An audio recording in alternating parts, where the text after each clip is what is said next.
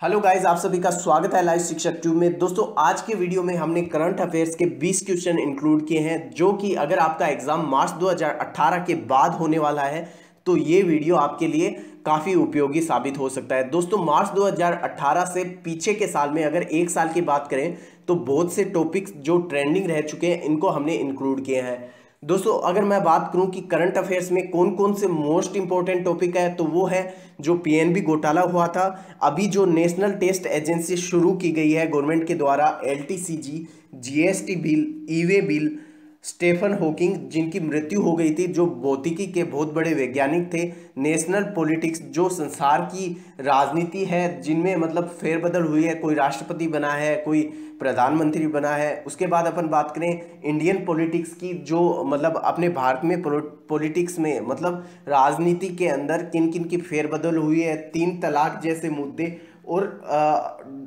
Demonetisation जैसे मुद्दे काफी प्रचलित रहे थे। तो इन्हीं से करंट अफेयर्स के क्वेश्चन आने वाले हैं। तो चलिए दोस्तों शुरू करते हैं। हमारा पहला क्वेश्चन है, भारतीय राष्ट्रीय परीक्षा एजेंसी नेशनल टेस्ट एजेंसी के महानिदेशक कौन है? हमारे पास ऑप्शन है, ऑप्शन ए रहेगा आपका विनीत जोशी, ऑप्शन बी रहेगा आपका नरेंद्र मोदी, ऑप्शन सी रहेगा आपका अमित शाह और ऑप्शन डी रहेगा आपका उपेंद्र कुशवाहा। दोस्तों, जो एसएससी घोटाले हुए और बहुत से ऑनलाइन जो एग्जाम्स हो रहे हैं उनमें घोटाले हो रहे हैं, उनको देखते हुए इंडियन गवर्नमेंट ने क्या किया, एक नेशनल टेस्ट एजेंसी स्थापित की है जिसका काम होगा इन सबको सुरक्षित करना। और इसके जो महानिदेशक बनाए गए हैं वो है विनीत जी जोशी, जो पहले सीबीएसई के चेयरमैन रह चुके हैं। याद रखिएगा, विनीत जी जोशी बनाए गए हैं जो पहले सीबीएसई के चेयरमैन रह चुके हैं। क्वेश्चन नंबर 2 में चलते हैं। रूस के चौथे राष्ट्रपति कौन है? हमारे पास ऑप्शन है, ऑप्शन ए है दिमित्री मदवेदेव, ऑप्शन बी है व्लादिमीर पुतिन, ऑप्शन सी है बोरिस येल्त्सिन और ऑप्शन डी है अन्य। दोस्तों, जो पुतिन है वो चौथे राष्ट्रपति के पद के ऊपर ग्रहण किया है इन्होंने पद, और एक बार पहले भी ये राष्ट्रपति रह चुके हैं। और दोस्तों मतलब ये 2 बार राष्ट्रपति रह चुके हैं। पहले इन्होंने द्वितीय राष्ट्रपति के पद पे शपथ ग्रहण की थी और इस बार ये चौथे राष्ट्रपति के पद पे शपथ ग्रहण की है। क्वेश्चन नंबर 3 में चलते हैं। हाल ही में किस भौतिकी वैज्ञानिक की मृत्यु हुई है जिसने ब्लैक होल और बिग बैंग जैसे सिद्धांत दिए थे? हमारे पास ऑप्शन है, ऑप्शन ए है स्टीफन हॉकिंग, ऑप्शन बी है अल्बर्ट आइंस्टीन, ऑप्शन सी है मैक्स प्लांक और ऑप्शन डी है माइकल फैराडे। दोस्तों, इसका आंसर होगा ऑप्शन ए स्टीफन हॉकिंग, जिनको एक मोटिवेटर के रूप में भी बहुत बार जाना जाता है और इनसे लोग मोटिवेशन ग्रहण करते हैं। क्वेश्चन नंबर 4 में चलते हैं। उससे पहले मैं बताना चाहूंगा कि दोस्तों, आपके जो क्वेश्चन सही हो रहे हैं उसको 1 नंबर दे दीजिए, जो गलत हो रहे हैं उसको 0 मार्क्स दे दीजिए। अपन लास्ट में टोटल करेंगे कि किस स्टूडेंट के कितने मार्क्स आए, आपको भी पता चल जाएगा कि आपकी करंट अफेयर्स की तैयारी कितनी है। चलिए क्वेश्चन नंबर 4 में चलते हैं। ई वे बिल प्रणाली कब शुरू हुई? हमारे पास ऑप्शन है, ऑप्शन ए है 1 मार्च 2017, ऑप्शन बी है 1 अप्रैल 2018 और ऑप्शन सी रहेगा आपका 1 अप्रैल 2017 और ऑप्शन डी रहेगा आपका 1 मार्च 2018। तो दोस्तों, ई वे बिल प्रणाली की शुरुआत 1 अप्रैल 2018 को हुई है। तो इसका आंसर रहेगा ऑप्शन बी 1 अप्रैल 2018। क्वेश्चन नंबर 5 में चलते हैं। भौतिक वैज्ञानिक स्टीफन हॉकिंग के द्वारा दिए गए सिद्धांत है, जो मुख्य सिद्धांत इन्होंने दिए उनकी बात की जा रही है। हमारे पास ऑप्शन है, ऑप्शन ए है ब्लैक होल, ऑप्शन बी है बिग बैंग सिद्धांत, ऑप्शन सी है न्यूटन का नियम और ऑप्शन डी है फैराडे का नियम। दोस्तों, अगर स्टीफन हॉकिंग की बात करें तो इनका देहांत अभी हुआ था, कुछ दिनों पहले मार्च में हुआ था। तो ये काफ़ी ट्रेंडिंग टॉपिक रहा था और मुझे लगता है कि करंट अफेयर से इनके बारे में जरूर एक क्वेश्चन आएगा। तो इन्होंने क्या किया कि ब्लैक होल और बिग बैंग सिद्धांत जैसे काफ़ी सिद्धांत दिए थे। तो इसका आंसर रहेगा option A plus option B, ये दोनों ही इन्होंने इनके द्वारा प्रतिपादित सिद्धांत है। क्वेश्चन नंबर 6 में चलते हैं। ई वे बिल कितनी न्यूनतम राशि के माल पर जरूरी है? हमारे पास ऑप्शन है, ऑप्शन ए है 75,000, ऑप्शन बी है 1 लाख, ऑप्शन सी है 75,000 और ऑप्शन डी है 50,000। दोस्तों, अगर ई वे बिल के बारे में अगर आप नहीं जानते हैं तो मैं आपको बताना चाहूँगा। दोस्तों, ये अभी न्यू फाइनेंशियल ईयर पे 1 अप्रैल 2018 को शुरुआत की गई थी। इसके अंदर क्या है कि अगर आप 50,000 से ज़्यादा का माल एक राज्य से दूसरे राज्य में ले जाते हैं तो पहले आपको नेशनल परमिट चाहिए होता था, उसके स्थान पे इन्होंने जीएसटी के अंदर ई वे बिल प्रणाली को शुरुआत की गई है। तो इसका आंसर होगा ऑप्शन डी 50,000 और इससे अधिक। क्वेश्चन नंबर 7 में चलते हैं।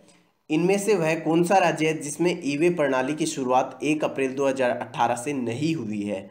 दोस्तों ई वे बिल प्रणाली के बारे में अभी आपको मैंने बताया था, और उसमें ओनली 4 राज्यों को शुरुआत में 1 अप्रैल 2018 से ये प्रणाली ओनली 4 राज्यों में शुरुआत की गई है। तो हमारे पास ऑप्शन है, ऑप्शन ए है कर्नाटक, ऑप्शन बी है राजस्थान, ऑप्शन सी है उत्तराखंड और ऑप्शन डी है बिहार।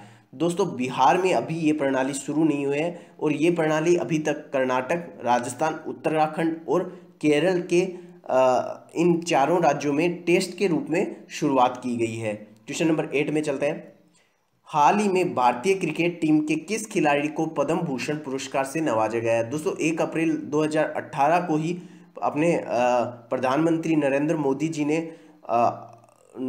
जी ने पद्म भूषण पुरस्कार अपने इंडियन क्रिकेट के बहुत बड़े कप्तान को दिया था। उनका नाम है, ऑप्शन देख लेते हैं अपन पहले। ऑप्शन ए है विराट कोहली, ऑप्शन बी है सचिन तेंदुलकर, ऑप्शन सी है महेंद्र सिंह धोनी और ऑप्शन डी रहेगा आपका हरभजन सिंह। दोस्तों इसका आंसर है ऑप्शन सी, महेंद्र सिंह धोनी को पद्म भूषण पुरस्कार से नवाजा गया है। क्वेश्चन नंबर 9 में चलते हैं।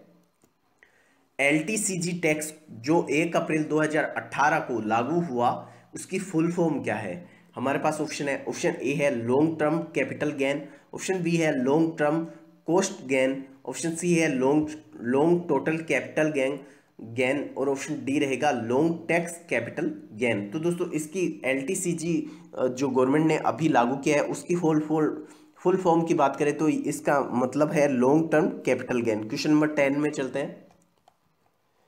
शेयरों की बिक्री से 1 लाख रुपए से अधिक के कैपिटल गेन पर कितने प्रतिशत टैक्स लगाने का प्रस्ताव किया गया है? तो दोस्तों हमारे पास ऑप्शन है, ऑप्शन ए है 15%, ऑप्शन बी है 20%, ऑप्शन सी है 10% और ऑप्शन डी है 75%। दोस्तों LTCG के बारे में अगर मैं बात करूं तो ये एक प्रकार का टैक्स है जो अगर आप शेयरों की बिक्री वगैरह करते हैं, शेयरों का लेन देन होता है, उसके ऊपर लगाया जाता है। और इसके अंदर क्या होता है कि अगर आपकी इनकम 1 लाख रुपए से अधिक हो जाती है तो आपको 10% उसका टैक्स गवर्नमेंट को देना होगा। पहले ये टैक्स 15% था।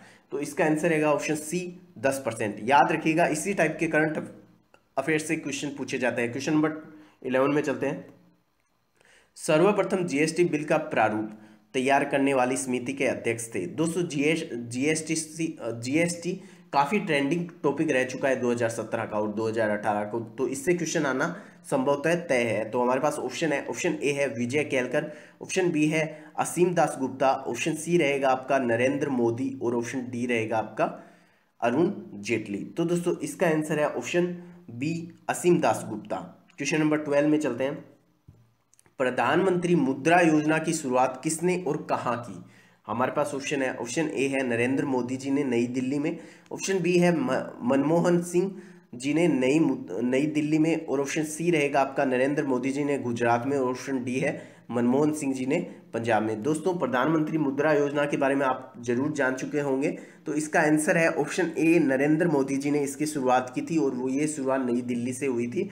और स्वच्छ भारत अभियान की भी शुरुआत नरेंद्र मोदी जी ने की थी और उसकी शुरुआत भी नई दिल्ली से हुई थी। मैं बार बार कह रहा हूं कि स्वच्छ भारत अभियान को रट लो क्योंकि इससे क्वेश्चन आना तय है। अब क्वेश्चन नंबर 13 में चलते हैं। प्रधानमंत्री मुद्रा योजना की शुरुआत कब हुई? प्रधानमंत्री मुद्रा योजना और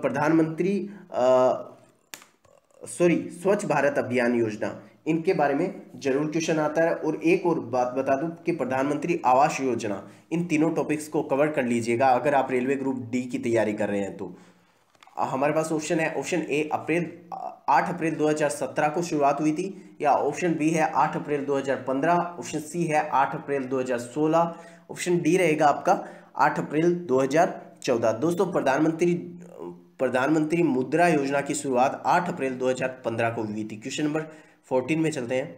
11,000 करोड़ रुपए मतलब 1.8 अरब डॉलर से ज्यादा का फर्जीवाड़ा किस बैंक की कौन सी ब्रांच में हुआ है? दोस्तों जो PNB स्कैम हुआ है उसी पे आधारित ये क्वेश्चन मैंने बनाया है। तो हमारे पास ऑप्शन है, ऑप्शन ए है पीएनबी मुंबई में, ऑप्शन बी है एसबीआई मुंबई में, ऑप्शन सी है पीएनबी दिल्ली में और ऑप्शन डी है एसबीआई दिल्ली में। दोस्तों अगर आपने ऑप्शन बी और ऑप्शन डी दिया है तो इसका मतलब आपका करंट अफेयर्स के कुछ तैयारी नहीं है, क्योंकि पीएनबी घोटाला बहुत बड़ा घोटाला हुआ था और ये पीएनबी मुंबई की ब्रांच में हुआ था। तो इसका आंसर है ऑप्शन ए पीएनबी मुंबई। क्वेश्चन नंबर 15 में चलते हैं। 11,000 करोड़ रुपए 1.8 अरब डॉलर से ज़्यादा का फर्जीवाड़ा जो पीएनबी स्कैम के नाम से जाना गया वो किसने किया?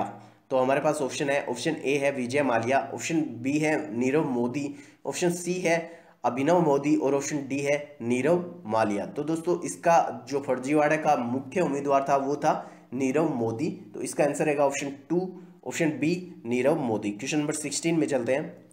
हाल ही में विश्व का पहला प्लास्टिक फ्री सुपरमार्केट कहां पर शुरू किया गया है?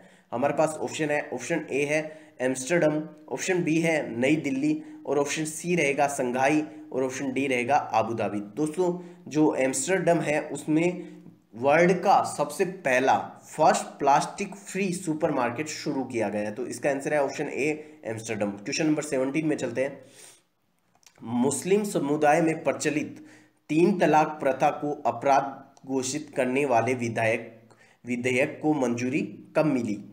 हमारे पास ऑप्शन है, ऑप्शन ए है 15 दिसंबर 2016 को, ऑप्शन बी है 15 दिसंबर 2017 को, ऑप्शन सी है 14 दिसंबर 2016 को और ऑप्शन डी रहेगा 14 दिसंबर 2017 को। दोस्तों मुस्लिम समुदाय में प्रचलित 3 तलाक प्रथा से काफ़ी क्वेश्चन आ सकते हैं, क्योंकि ये भी ट्रेंडिंग टॉपिक रहा था। ये और डिमोनिटाइजेशन काफ़ी ज़्यादा ट्रेंडिंग टॉपिक रहा था और इस पर काफ़ी बवाल भी हुआ था। हमारे पास ऑप्शन है, ऑप्शन बी है 15 दिसंबर 2017 को। क्वेश्चन नंबर 18 में चलते हैं। अभिनेता कमल हसन द्वारा लॉन्च की गई नई राजनीतिक पार्टी का नाम क्या है? दोस्तों अभिनेता कमल हसन ने अभी एक पार्टी लॉन्च की है, जो साउथ के बहुत बड़े एक्टर हैं ये कमल हसन जी। हमारे पास ऑप्शन है, ऑप्शन ए है मक्कल दीनी मरियम, ऑप्शन बी है मक्कल नीदी मरियम, ऑप्शन सी रहेगा आपका मक्कल नीदी मय्यम और ऑप्शन डी रहेगा मक्कल दीनी मय्यम। दोस्तों मक्कल नीदी मय्यम के नाम से इस पार्टी को रखा गया है।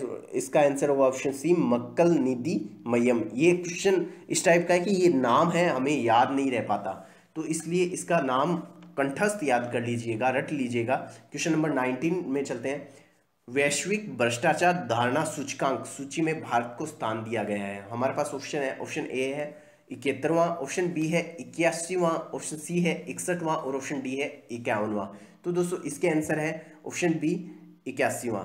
दोस्तों अगर बात करें तो इसमें 180 कंट्री को शामिल किया गया था जिनको वैश्विक भ्रष्टाचार धारणा सूचकांक सूची में शामिल किया गया था, उसमें से 81वां स्थान भारत को दिया गया। दोस्तों अब हमारा 20वां लास्ट क्वेश्चन है, तो उससे पहले मैं बताना चाहूँगा कि आपके जितने भी मार्क्स आते हैं करंट अफेयर्स में से, तो आप जैसे 4 मार्क्स आ गए, 5 मार्क्स आ गए, 10 मार्क्स आ गए, 18 या 20 मार्क्स भी आ जाते हैं, तो आपको हमारे जो कमेंट बॉक्स है उसमें कमेंट करना है। कमेंट करने के बाद आपको देखना है, कमेंट करके मुझे बताना है कि सर मेरे 20 में से इतने क्वेश्चन सही हैं और इतने गलत हैं।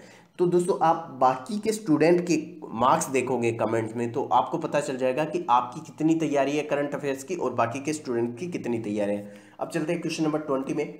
हाल ही में किस देश ने तालिबान के हक्कानी नेटवर्क के आतंकवादियों पर प्रतिबंध लगाया है? हमारे पास ऑप्शन है, ऑप्शन ए है रूस ने, ऑप्शन बी है जापान ने, ऑप्शन सी है भारत ने और ऑप्शन डी है अमेरिका ने।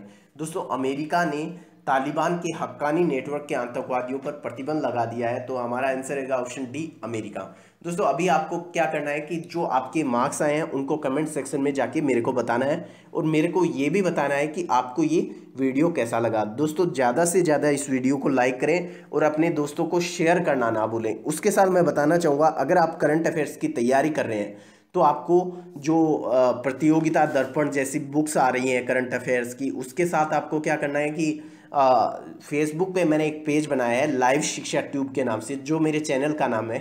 उसमें मैं करंट अफेयर्स के काफ़ी क्वेश्चन डालता रहता हूँ, तो उसको लाइक कर लीजिए ताकि डेली के करंट अफेयर्स के क्वेश्चन और मेरे वीडियो मिलते रहें। और आप अगर न्यू सब्सक्राइबर हैं तो मैं बता दूं कि हम सुबह 6 से 8 के बीच में डेली एक प्रैक्टिस सेट डालते हैं, जो रेलवे ग्रुप डी या एसबीआई क्लर्क के प्रैक्टिस सेट होता है। तो हमारा चैनल को सब्सक्राइब कर लीजिए ताकि आपको सारी इन्फॉर्मेशन मिलती रहे। धन्यवाद दोस्तों।